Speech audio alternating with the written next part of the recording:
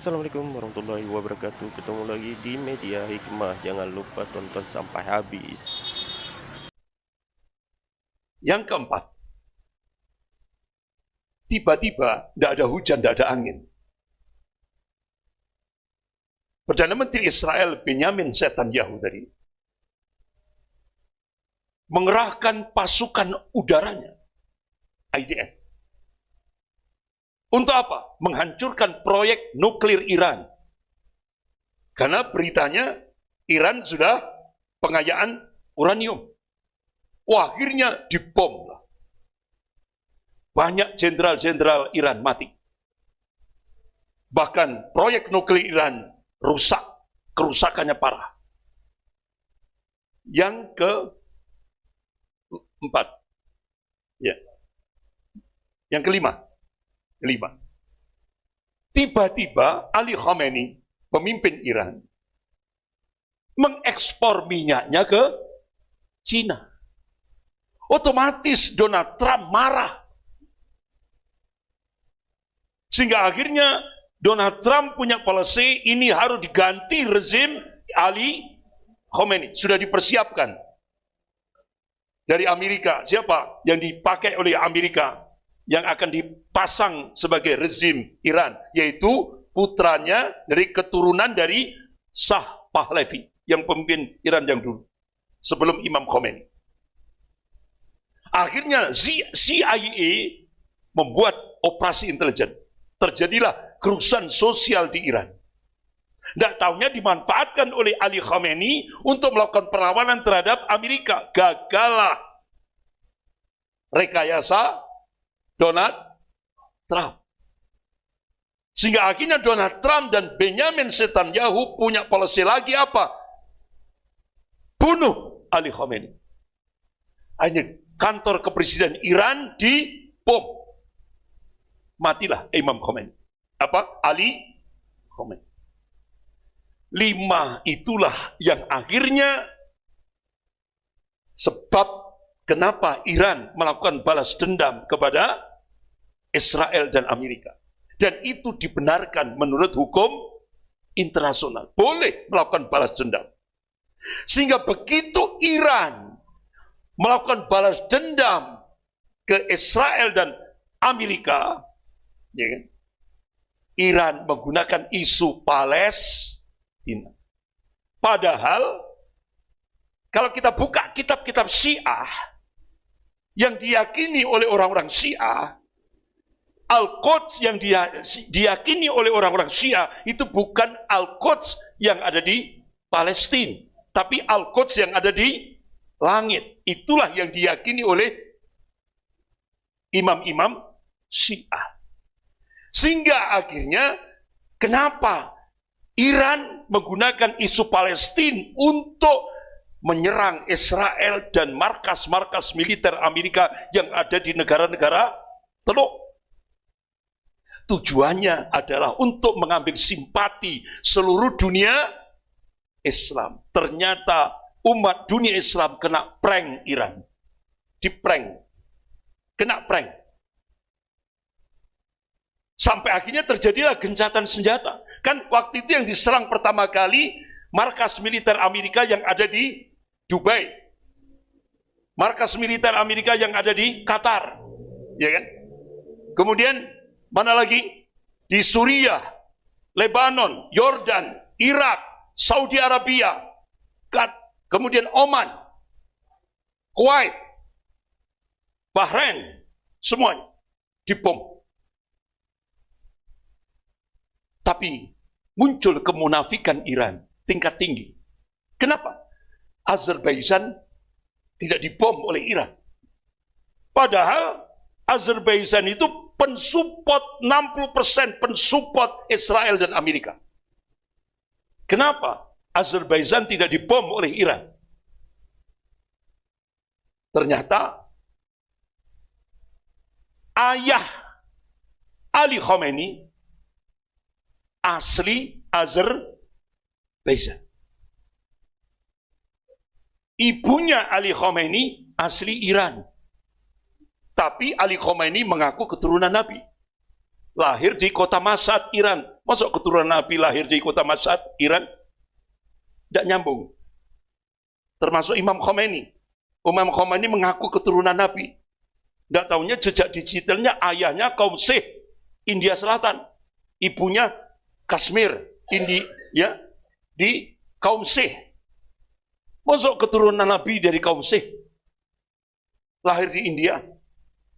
Gak nyambung. Berarti ajaran Ahlul Bait yang dikembangkan oleh Imam Khomeini itu adalah kebohongan. Itu propaganda Syiah. Itulah. Bapak-bapak, ibu-ibu yang dimuliakan Allah.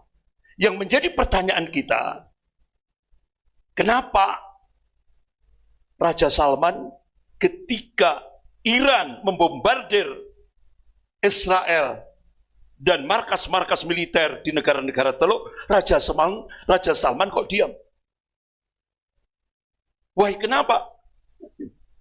Ternyata Pak, kalau kita lihat jejak digitalnya Raja Salman itu ternyata veteran Mujahidin Palestina. Beliau sudah paham, ini hukum perulangan sejarah akan berulang. Sebagaimana Allah ingatkan dalam surah Al-Fat ayat 23 ini. A'udzubillahi minasyaitonir rajim. Sunnatullahi allati qad khalat min qabl wa lan tajida sunnahi tabdila. Kata Allah, sunatullah itu sudah berlaku sejak dulu dan kalian tidak akan pernah melihat menyaksikan perubahan akan sunatullah. Artinya, Allah yang menguasai rotasi alam jagat raya ini, Allah yang meninggikan langit tanpa tiang ini mengabarkan sejarah akan berulang. Yang membedakan warna dan kualitasnya. Raja Salman sudah paham. Jadi rencana Amerika, Israel, dan Iran, Raja Salman sudah paham. Ini high politik, Pak. Politik tingkat tinggi. Raja Salman melihat ini tujuannya. Iran menyerang Israel dan markas militer Amerika. Ini tujuannya Amerika ingin mengadu domba negara-negara Arab dengan Iran. Ini high politik, politik tingkat tinggi. Dari Amerika, Israel ingin menciptakan kekacauan regional dunia Arab. Menghancurkan stabilitas dunia Arab. Dan ujung-ujungnya apa kira-kira? Endingnya. Oil. Merebut minyak. Apa yang dikabarkan oleh Rasulullah ketika duduk bersama sahabatnya, Abdullah bin Umar, terjadi. Ini bukan perang agama, tapi ini perang dalam rangka memperebutkan sumber daya alam. Makanya tanggal 16 April, ya kan, Raja Salman mengumpulkan seluruh pemimpin dunia Arab di ibu kota Saudi, Riyadh. Besoknya berita internasional muncul. Semua negara Teluk tidak mendukung Amerika menyerang Iran. Kenapa? Ini strategi Amerika dan Israel untuk menciptakan peperangan antara negara-negara Arab dan Iran. Karena bapak-bapak, ibu yang dimuliakan Allah, Amerika dan Israel itu endingnya apa? Di samping penguasaan minyak, Amerika dan Israel ingin mencengkeram lagi kekuatannya di Palestina dan melebarkan sayapnya. Sehingga akhirnya kemarin peperangan setelah gencatan senjata yang dimediasi oleh Pakistan, siapa yang menggagalkan gencatan senjata? Israel kan? Israel ngebom Lebanon Selatan. Sehingga akhirnya Lebanon Selatan sekarang dikuasai oleh Israel. Jadi tanah Israel bertambah. Kita kena prank. Bahkan ladang Kaskaris milik Lebanon Selatan itu sekarang sudah dikuasai Israel. Berarti peperangan kemarin Israel menang apa kalah? Menang. Sampai Iran menyebarkan hoax di Indonesia. Apa? Iran berhasil membunuh Perdana Menteri Israel Benjamin Netanyahu. Dan Iran berhasil membunuh Menteri Keamanan Israel Ben Gvir. Tidak tahunya selang berapa hari hidup lagi.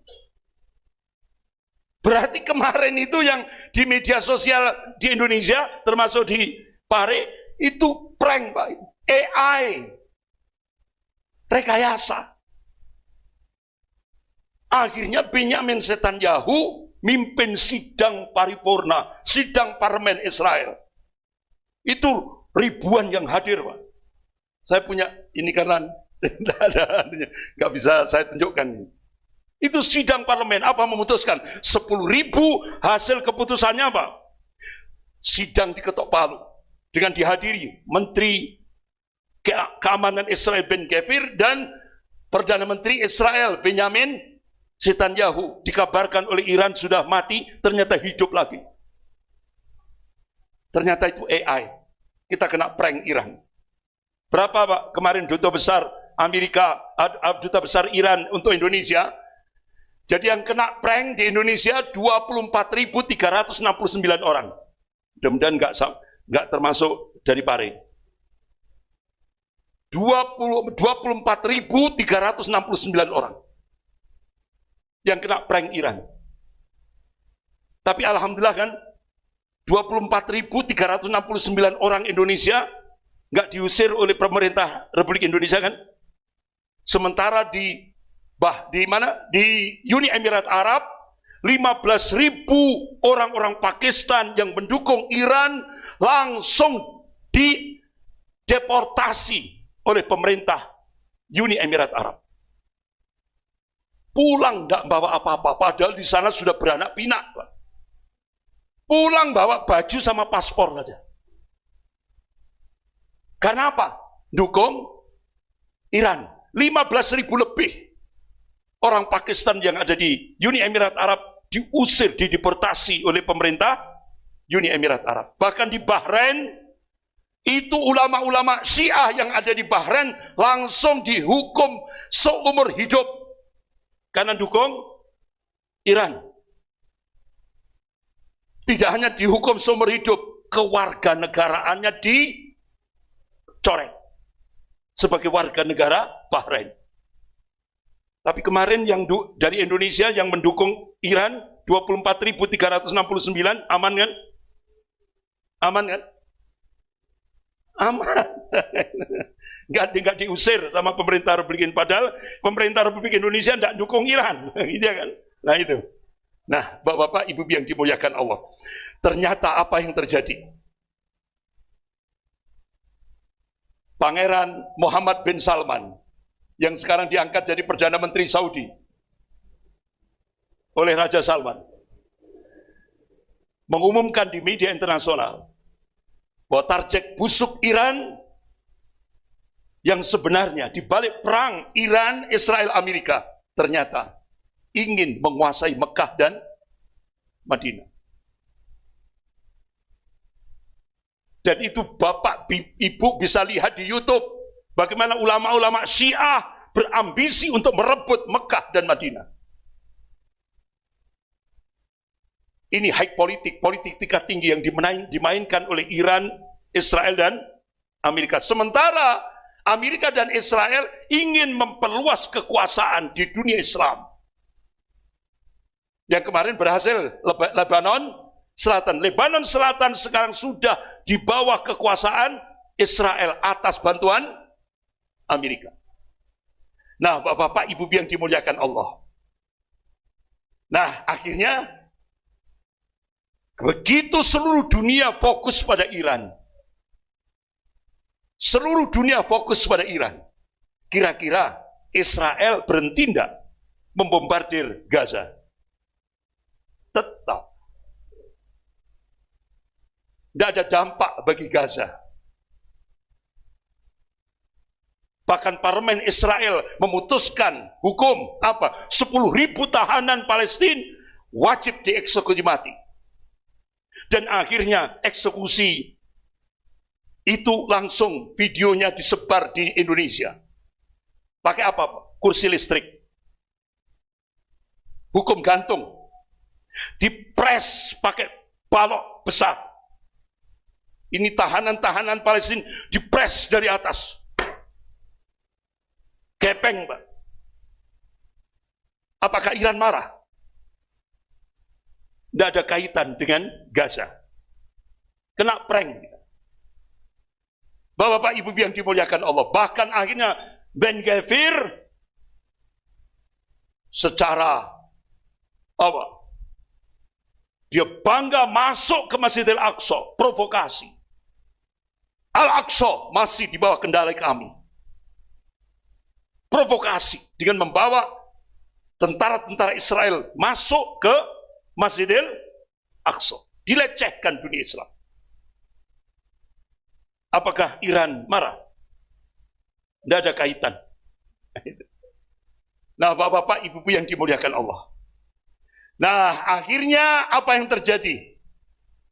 Banyak di media sosial.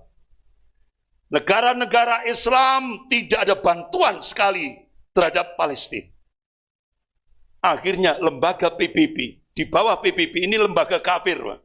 Lembaga milik orang kafir yang ditangani oleh orang-orang kafir. Ngumumkan di media internasional.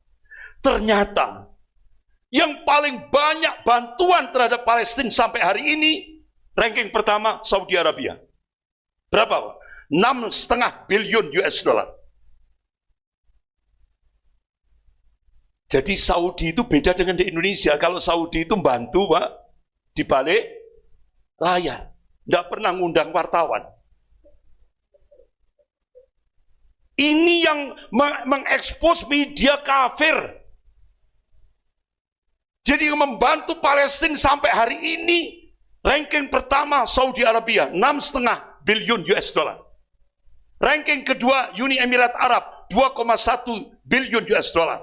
Ranking ketiga Aljazair, 900 juta US dollar.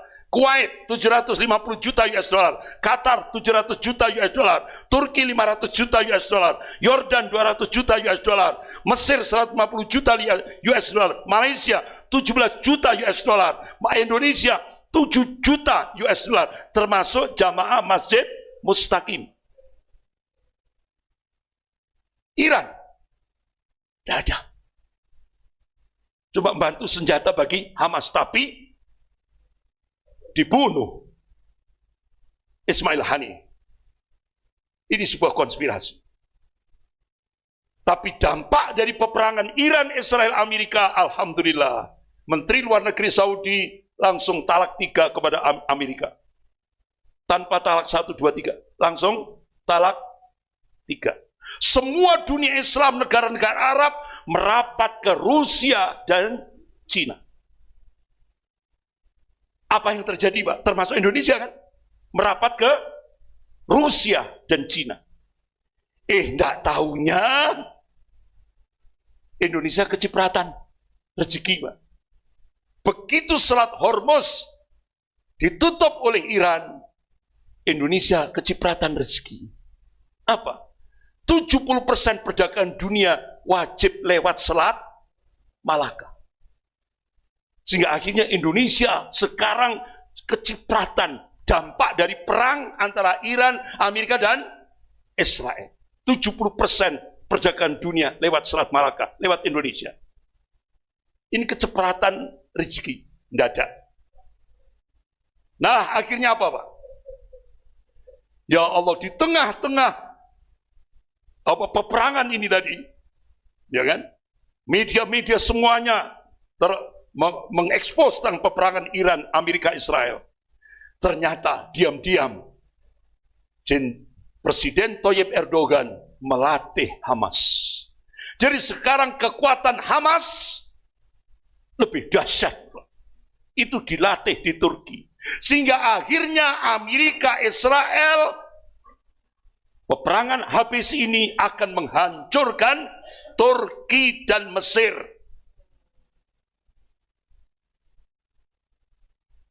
Sudah diumumkan oleh Amerika dan Israel. Kami akan menghancurkan Turki dan Mesir. Akhirnya, apa jawaban dari Presiden Tayyip Erdogan? Ini Amerika dan Israel ini sombong. Nah, kalau sombong disombongi itu sedekah enggak kira-kira? Akhirnya Presiden Tayyip Erdogan langsung mengekspos di media internasional, pamer apa? Kami sudah ciptakan rudal balistik jangkauan 5.500 kilo. Sekarang Israel dan India sedang honeymoon. Apa? Statement Presiden Turki Tayyip Erdogan. Begitu saya tombol dari Turki, dalam hitungan menit, India dan Israel akan lenyap dari muka bumi ini. Jadi, Presiden Tayyip Erdogan sombong disombongi. Hanya sekarang Amerika dan Israel mikir. Akhirnya Bapak-Bapak, Ibu yang dimuliakan Allah, kita baru tahu dari Menteri Luar Negeri Cina. Ternyata rudal-rudal balistik Iran itu semua berasal dari Cina. Dan Iran mengebom markas-markas militer Amerika yang ada di negara-negara teluk, kok presisi, kok pas, kok gak melenceng. Itu ternyata dibantu satelit Cina. Berarti peperangan kemarin itu peperangan antara Amerika dan Cina. Iran itu hanya sebagai alat Cina untuk mendobrak Israel dan Amerika. Sehingga diadakanlah KTT Beijing. Sehingga Donald Trump dan semua diplomat Amerika terbang ke Cina. Sampai akhirnya, apa Pak? Akhirnya apa yang terjadi? Jepang tidak dihiraukan. Padahal Jepang itu sekutu Amerika yang paling dekat. Jepang itu sudah bercita-cita untuk ngimbangi Cina. Amerika harus ngimbangi Cina. Nggak taunya Amerika juga punya kepentingan. Ditinggallah Jepang. Ujung-ujungnya Amerika juga punya kepentingan. Jadi tidak ada yang namanya musuh abadi. Yang ada adalah kepentingan. Akhirnya begitu Donald Trump, Xi Jinping duduk bersama, Donald Trump dihancurkan wibawanya. Apa? Tempat duduknya Xi Jinping lebih tinggi. Tempat duduknya Donald Trump seperti kursinya anak TK. Benar-benar dijatuhkan psikologisnya. Sehingga akhirnya begitu duduk bersama Xi Jinping, ya kan? Tiba-tiba Pangeran bin Salman, loh, Saudi ini kan sudah berhubungan dengan Cina, Rusia kan cukup lama. Ya kan? Hanya Pangeran Muhammad bin Salman telepon, tolong Menteri Luar Negeri Cina buka Selat Hormuz. Akhirnya Menteri Luar Negeri Cina telepon kepada Menteri Luar Negeri Iran. Akhirnya Selat Hormuz langsung dibuka. Karena Saudi sudah paham kuncinya adalah Cina, bukan Iran. Nah, itu. Makanya kenapa sekarang seluruh dunia Arab, termasuk Indonesia, merapat ke Cina dan Rusia.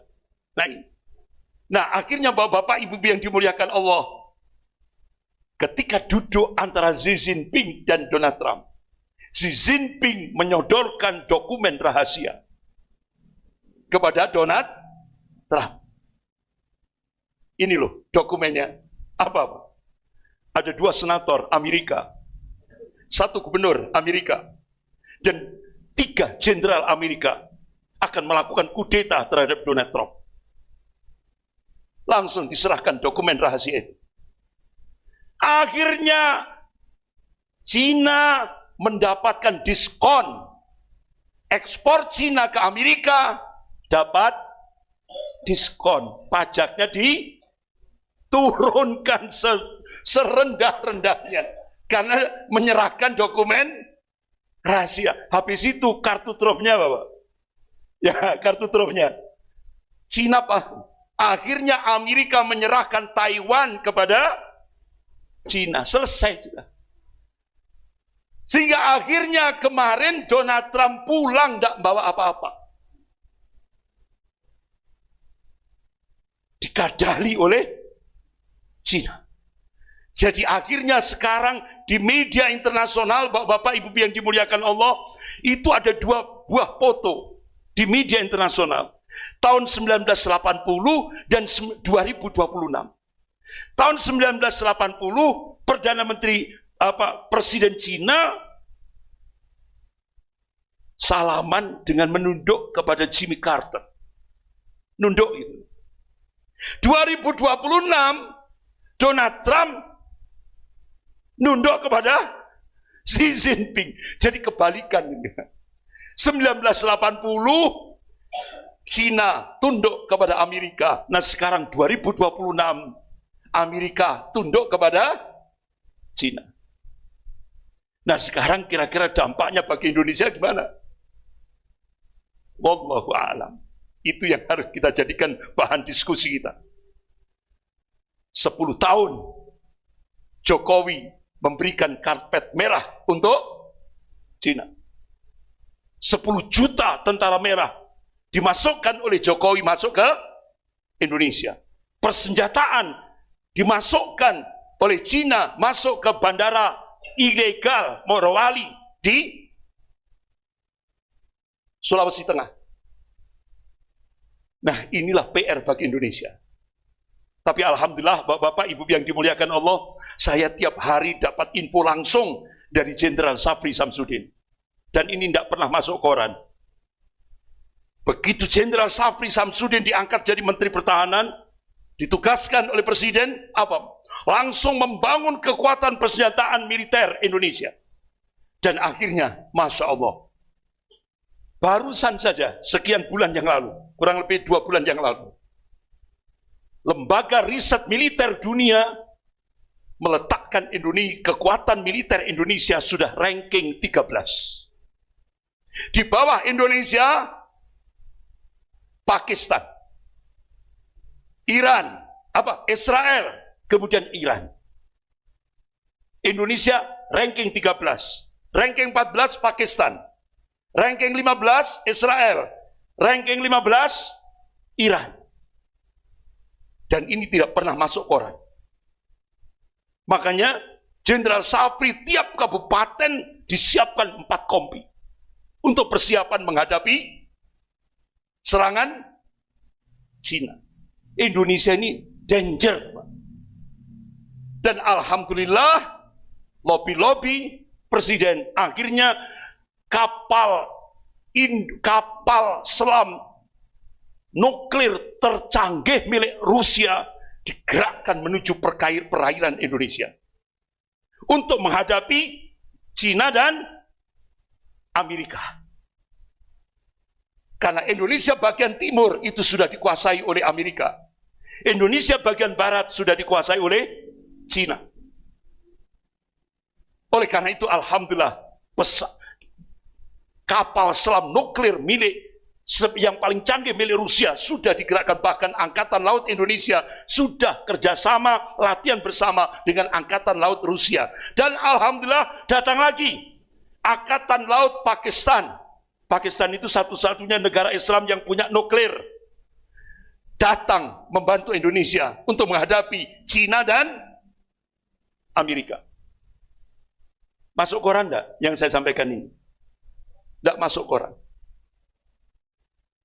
Jadi insya Allah Bapak-Bapak, Indonesia ini memang jadi gadis desa yang jadi rebutan oleh Cina dan Amerika. Makanya alhamdulillah sekarang Rusia dan Pakistan membantu Indonesia.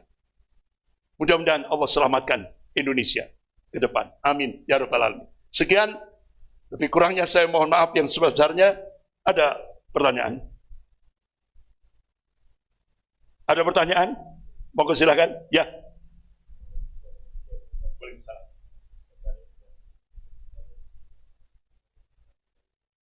Ya.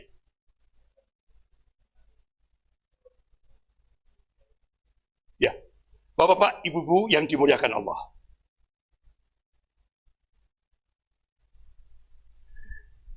Kenapa Indonesia kerjasama dengan Amerika? Ya kan? Itulah sebuah strategi. Itulah sebuah strategi. Karena Indonesia punya kebijakan luar negeri bebas dan aktif. Apa kalau diterjemahkan itu? Non-blok. Ya, tidak memihak kepada dua negara adidaya, Amerika dan Cina. Makanya Bapak-bapak, Ibu yang dimuliakan Allah, ketika Presiden Prabowo tanya kepada Jenderal Safri, berapa pesawat generasi kelima, pesawat tempur generasi kelima yang dimiliki oleh Indonesia selama 10 tahun pemerintahan Jokowi? Cuma satu. Negara-negara ASEAN puluhan, Cina 300. Nah kalau Cina menyerang Indonesia 300 lawan 1, jadi kerupuk Indonesia. Makanya bahasanya Yusril, kalau terjadi perang, Indonesia punya kemampuan berapa hari? 4 hari. Itu bahasa diplomasi, Pak. Nggak perlu diekspos, ya kan? Itu bahasa, istilahnya itu bahasa dilewat Yusril, ya kan? Tapi insya Allah Indonesia sudah siap. Sudah siap menghadapi peperangan ini. Ya. Makanya Bapak-bapak, Ibu yang dimuliakan Allah, begitu Rusia sudah sampai Pakistan ini, insya Allah Indonesia aman. Kenapa? Pada masa Jenderal Gatot Nurmantio, itu 15 pangkalan militer Amerika itu sudah mengelilingi Indonesia. Remote-nya di mana? Darwin, Australia. Sementara 10 tahun Jokowi memberi karpet merah kepada Cina untuk membangun markas militer Cina di Natuna. Bahkan Cina minta tambah lagi. Mana? Rempang Galang. Kenapa Cina berambisi untuk merebut Rempang Galang? Karena Rempang Galang itu ada laut dalam yang bisa memudahkan kapal-kapal selam Cina untuk merapat, untuk memperkuat markas militer Cina yang ada di Natuna, Kepulauan Natuna. Gitu. Makanya Cina berambisi untuk menguasai Rempang Galang. Alhamdulillah langsung PSR Rempang Galang dibatalkan oleh pemerintah. Gagal. Makanya kalangan oposisi diterima oleh presiden. Akhirnya bagi tugas. Jadi ternyata setelah oposisi dengan pemerintah bertemu, ternyata punya apa, Pak? Punya kesamaan visi dan misi. Akhirnya Said Didu ditugaskan oleh presiden untuk untuk apa? Melawan oligarki nasional yang pusatnya di PIK 2. Sementara pemerintah konsentrasi menghadapi oligarki internasional yang pusatnya di City of London. Ini, Pak. Kenapa? Seluruh sumber daya alam Indonesia itu semua dikuasai City of London. Makanya Indonesia hidup dengan pajak. Sumber daya alam dikuasai mafia. Makanya kemarin mafia minyak, oil, siapa? Tokohnya Rija Khalid. Berapa negara Indonesia dirugikan? 1.000 triliun. Sehingga akhirnya pemerintah minta bantuan Interpol untuk menangkap Rija Khalid. Itu kan dia nikah lagi di Johor, Malaysia. Habis itu dicari oleh Interpol, ketemu di Dubai. Tapi tidak masuk koran. Karena apa? Di belakang Rija Khalid ada Mulyono. Makanya tidak masuk koran. Tapi Rija Khalid sudah ditangkap oleh pemerintah. 1.000 triliun.